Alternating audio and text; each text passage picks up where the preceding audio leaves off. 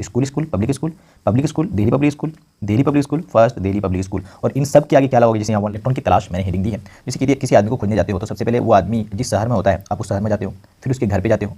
तो बात ये एक्चुअली कि इलेक्ट्रॉन को सजाना ही नहीं है, इलेक्ट्रॉन सजा हुआ ही है, हम लोगों को बस देखना है कि उसकी सजावट कैसी है।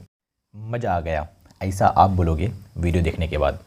इलेक्ट्रॉनिक कॉन्फ़िगरेशन, जिसको हिंदी में इलेक्ट्रॉनिक विन्यास कहते हैं, कई बार आपने सुन रखा होगा। एक्चुअली में है क्या ये, मतलब इलेक्ट्रॉनिक कॉन्फ़िगरेशन या इलेक्ट्रॉनिक विन्यास कहते हुए हम लोग करते क्या हैं, थोड़ा थोड़ा आपको आइडिया होगा भी, क्योंकि कई बार आपने पढ़ा होगा। पर इस चीज़ को आज फील करेंगे और समझने की पूरा कोशिश करेंगे। आप थोड़ा सा सब्र और तहम्मुल रख करके वीडियो को थोड़ा सा लास्ट तक, तो क्या 2-3 मिनट सुन लो, फिर आप वीडियो के साथ बन जाओगे, है ना।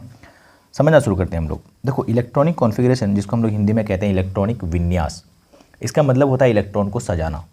अब इलेक्ट्रॉन को कहाँ सजाओगे भाई, कोई दुकान खोल रखी है क्या हमने इलेक्ट्रॉन को सजाना है? तो सुनो जरा, इलेक्ट्रॉन को सजाना मतलब क्या होता है। यहाँ लिखा भी मैंने कि कहाँ सजाओगे भाई साहब इलेक्ट्रॉन को। तो बात ये है एक्चुअली कि इलेक्ट्रॉन को सजाना ही नहीं है, इलेक्ट्रॉन सजा हुआ ही है, हम लोगों को बस देखना है कि उसकी सजावट कैसी है।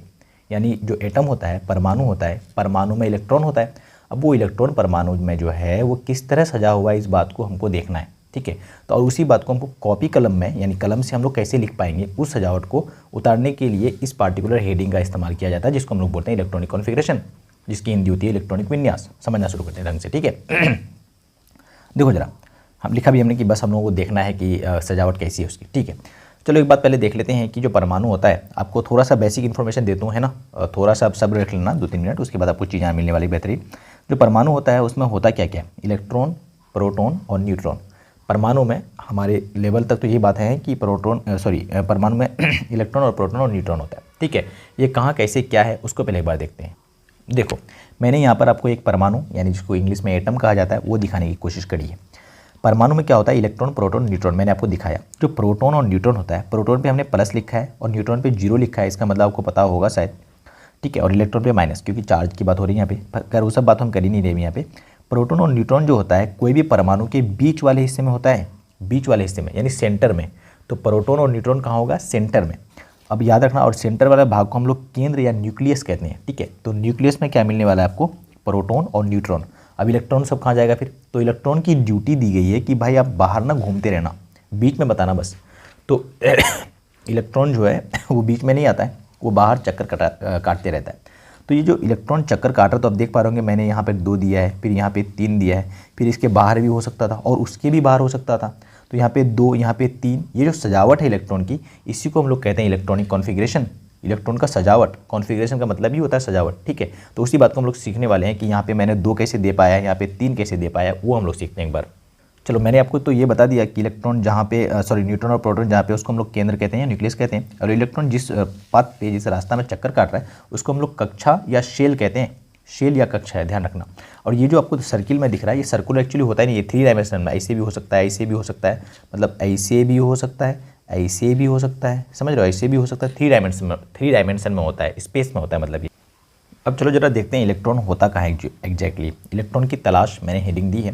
जैसे कि किसी आदमी को खोजने जाते हो तो सबसे पहले वो आदमी जिस शहर में होता है आप उस शहर में जाते हो, फिर उसके घर पे जाते हो, फिर उस घर में जिस फ्लोर में है उस फ्लोर में जाते हो, फिर लास्ट में जिस रूम में वो है रुका हुआ, उस रूम में हम लोग जाते हैं, फिर उस आदमी से हमारी मुलाकात हो पाती है।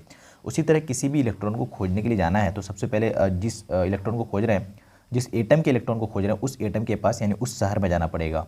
फिर उसके घर पे यानी शेल में, उसके शेल में जाना पड़ेगा कि वो कौन से घर में रह रहा है।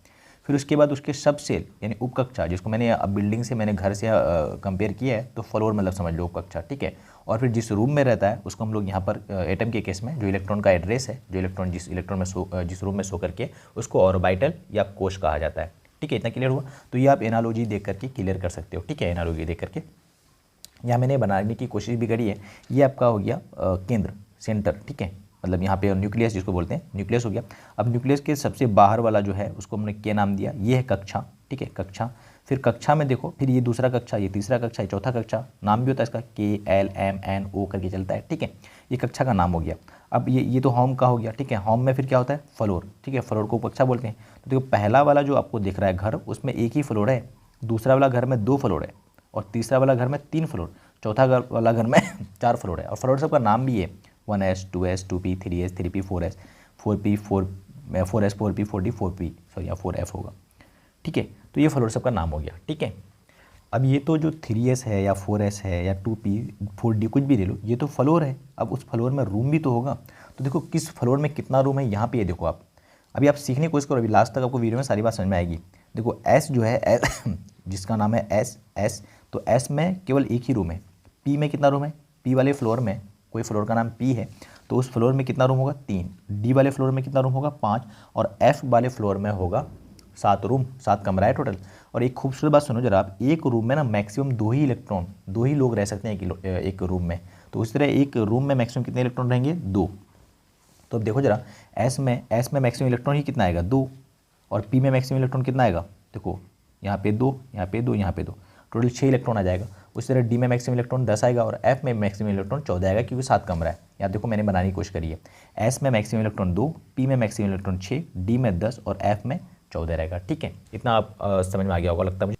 चलो मैंने आपको तो ये दिखा दिया कि किस रूम में कितना इलेक्ट्रॉन किस सेल में यानी कि कक्षा में उपकक्षा में कितना इलेक्ट्रॉन रह सकता है। ये वाली बात देखो खास है कि ये जो आपका एटम है, इस एटम में जो मैंने इलेक्ट्रॉन सजाया था, अब उसको सजाने की बारी आती है कि भाई इस तरह हम कैसे लिख पाएंगे कि यहाँ पे 2, यहाँ पे 3, ये वाला बात सजावट कैसे आएगी। तो इसको सजाने के लिए हमको एक रूल देखना पड़ेगा जिसको हम लोग कहते हैं ऑफ बाउ रूल। अब ऑफ बाउ रूल के हिसाब से हमारे पास ये आता है, जो उसको आपने वो तीर बना करके सीखा होगा, इसे तीर बना करके मैं आपको यहाँ पर बहुत सिंपल वे बताता हूँ, उस सिंपल वे से आप आसानी से इसको सीख सकते हो। ठीक है, अब एक ट्रिक बताऊंगा, देखो यहाँ पे मैंने ट्रिक लिख के रखी है, उस ट्रिक को यूज करते हुए ये लिख पाओगे आप, जैसे आपने सुना होगा ना 1s 2s 2p 3s। अगर आपको याद आज से पहले नहीं भी था, याद था तो बहुत अच्छी बात है, याद अगर नहीं है तो आज पक्का याद हो जाएगा, थोड़ा सा ध्यान लगा के सुनना है ना। सुनो जरा, जैसे यहाँ पे लिखा हुआ है SSPS, और उसके बाद आता है PS DPS, फिर DPS FDPS आता है। तो याद करने का तरीका है स्कूल पब्लिक स्कूल, एक बार बोलना पड़ेगा आपको साथ में, पहली बात तो, दूसरी बात 2-3 बार प्रैक्टिस करनी पड़ेगी, एक बार लिखना पड़ेगा, फिर परमानेंट याद हो जाएगा आपको। स्कूल पब्लिक स्कूल, देखो पब्लिक स्कूल से मैंने छोड़ा है, फिर पब्लिक स्कूल से ही स्टार्ट करना है, जहाँ से छोड़ूंगा ना उसी से स्टार्ट करना है। तो school public school Delhi public school, फिर दिल्ली पब्लिक स्कूल यहाँ पे था नया आकर के, तो फिर बताना पड़ेगा आपको कि Delhi public school first Delhi public school. तो ये एक ट्रिक है जिसको आपको यूज करना है लिखने के लिए। मैं एक बार वापस बता देता हूँ, school public school Delhi public school first Delhi public school. और इन सब के आगे क्या लगाओगे, जैसे यहाँ 1 रहता है, यहाँ 2 रहता है, ठीक है ना, यहाँ पे 2 रहता है, फिर 3 रहता है, तो उसको कैसे लगाओगे, तो ये नंबर याद करना पड़ेगा आपको, आसानी से याद हो जाता है, 12 23 34 34 54 56 45 67।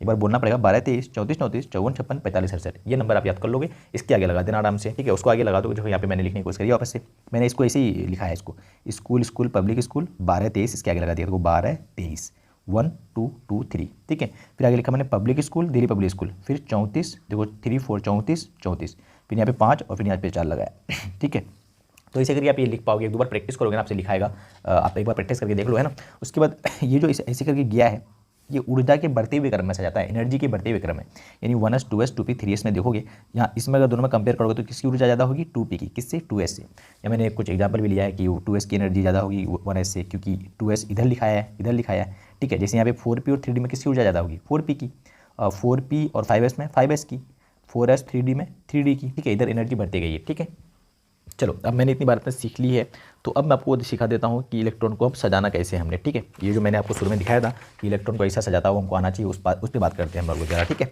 अब सुनो जरा, यहाँ पे एक छोटा सा पॉइंट मैं आपको याद दिला दूँ, और वो ये है कि किसी भी एटम में जो इलेक्ट्रॉन की संख्या होती है वो बराबर होता है उस एटम के प्रोटॉन की संख्या और उस एटम के एटॉमिक नंबर के बराबर। यहाँ एग्जाम्पल पे से मैं समझाता हूँ, सुनो जरा। सोडियम का एटॉमिक नंबर कितना होता है 11। इसका मतलब सोडियम में इलेक्ट्रॉन जो होगा ना 11 इलेक्ट्रॉन होगा, और प्रोटॉन कितना होगा सर 11 ही प्रोटॉन होगा। न्यूट्रॉन की बात नहीं कर रहे हैं हम, इलेक्ट्रॉन और प्रोटॉन की बात कर रहे हैं। एक दूसरा एग्जाम्पल ले लो, आप ले लो मान जाओ फ्लोरीन ले लो, फ्लोरीन का एटॉमिक नंबर कितना होता है 9, फ्लोरीन का एटॉमिक नंबर 9 होता है ना, तो इसमें इलेक्ट्रॉन कितना होगा 9 इलेक्ट्रॉन होगा और 9 प्रोटॉन होगा। पर क्योंकि हम लोग यहाँ इलेक्ट्रॉन को सजाने देख रहे हैं तो हम लोग इलेक्ट्रॉन की बात करेंगे, प्रोटॉन की बात ही नहीं कर रहे हम लोग यहाँ। ठीक है, अब सुनो जरा, जैसे मैंने लिखा हाइड्रोजन, तो हाइड्रोजन का सिंबल H होता है, उसका परमाणु संख्या कितना होता है 1, एटॉमिक नंबर 1 है। ठीक है, एटॉमिक नंबर 1 है, इसका मतलब इसमें कितना इलेक्ट्रॉन होगा 1 इलेक्ट्रॉन। तो सबसे पहले हमने 1s लिखना है, क्योंकि मैंने आपको बताया था कि सबसे पहले एनर्जी जो इलेक्ट्रॉन रहता है वो सबसे कम ऊर्जा वाले सबसेल में जाएगा। ठीक है, तो पहले 1s में जाएगा, फिर 2s में जाएगा, फिर 2p में, फिर 3s में। तो इसलिए ये आपको लिखते हुए आना चाहिए ऐसे करके, स्कूल पब्लिक स्कूल जो मैंने ट्रिक बताई उसको यूज करते हुए लिखते हुए आना चाहिए आपको। तो आप पहले ये पूरा लिख लो ऐसे करके। ठीक है, अब उसके बाद हमने इलेक्ट्रॉन भरना है। ठीक है, जैसे यहाँ पे देखो आपको हाइड्रोजन H1, तो इसके बाद एक इलेक्ट्रॉन था, तो मैंने सबसे पहले क्या लिख दिया 1s, और इलेक्ट्रॉन कितना भरना है एक ही इलेक्ट्रॉन, तो इलेक्ट्रॉन से ना ऊपर लिखा था यहाँ पर, ठीक है। तो इलेक्ट्रॉन मैंने एक लिख दिया क्योंकि एक ही की तो जरूरत थी, हाइड्रोजन में एक ही इलेक्ट्रॉन है तो इसको ऐसे लिख दिया। अब इसको इसका नक्शा डिजाइन कैसे बनाओगे, तो इसका डिजाइन देखो ऐसे बनाना है हमने। ये हो गया आपका हाइड्रोजन, ये मैंने न्यूक्लियस बना दिया जहाँ पे प्रोटॉन होगा, न्यूट्रॉन होता ही नहीं है इसमें, एक ही इलेक्ट्रॉन है तो इलेक्ट्रॉन को मैंने पहला कक्षा बनाया, ये 1s है, ये वाला क्या है 1s, और इसमें एक इलेक्ट्रॉन डाल दिया। ठीक है, चलो सुनो जरा। उधर अगर मैंने लिखना है हीलियम, क्या लिखना है हीलियम, तो हीलियम का एटॉमिक नंबर कितना होता है 2, तो इसमें इलेक्ट्रॉन कितना होगा 2। अब 1s वहाँ पे 1 दिया था क्योंकि 1 इलेक्ट्रॉन था, यहाँ पे 2 है ना तो हमने 2 इलेक्ट्रॉन डाल दिया। ठीक है, इसको दिखाओगे कैसे, तो देखो ऐसे दिखाना है हमने, हीलियम ये न्यूक्लियस बना दिया, ठीक है सेंटर न्यूक्लियस, और इसमें 2 इलेक्ट्रॉन से लगा दिया 1s2। ठीक है, उसी तरह आप ले लो यहाँ पे लिथियम का एग्जाम्पल, तो लिथियम देखो जरा, इसमें लिथियम क्योंकि एटॉमिक नंबर 3 है तो इसमें इलेक्ट्रॉन भी 3 होगा, तो मैंने 1s2 भर दिया। अब यहाँ पे 1s3 नहीं भर सकते हम, क्यों, क्योंकि हमने बताया था s में मैक्सिमम कितना इलेक्ट्रॉन 2 ही तो आ सकता है।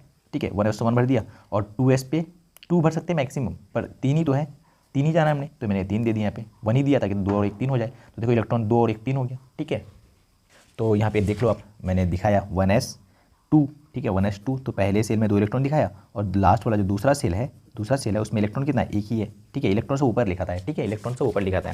उसी से अगला एग्जांपल देख लो आप, बेरिलियम का देख सकते हो Be4, ठीक है इसमें 4 इलेक्ट्रॉन है तो मैंने लिखा 1s2 2s2, इलेक्ट्रॉन से ऊपर लिखा रहा है। ठीक है, बोरोन में देख लो आप जरा 1s2 2s2 5 है तो 2s2 लिखा, अब 2s2 से हुआ ही नहीं खत्म, 2p की तरफ जाना पड़ेगा। ठीक है, क्योंकि s में मैक्सिमम 2 आ सकता है, देखो यहाँ पे 1s2 लिख दिया मैंने, 2s2 लिख दिया, अब तो 2 तो 4 हो गया, यहाँ मन था कि यहीं 3 लिख दें, पर मैक्सिमम कितना दे सकते हैं इसमें 2 ही तो दे सकते हैं, तो इसलिए पी के पास जाना पड़ा, पी के पास 1 लिखना पड़ा हमको। ठीक है, पी में 1 से लेकर क्या तक दे सकते हैं 6 तक, यहाँ 6 इलेक्ट्रॉन टोटल आता है ना बाबू, तो इसलिए मैंने यहाँ पे 2p1 लिख दिया। फिर आगे देख लो, कोई ये सारा देख लेना, उसी तरह प्रैक्टिस कर लेना।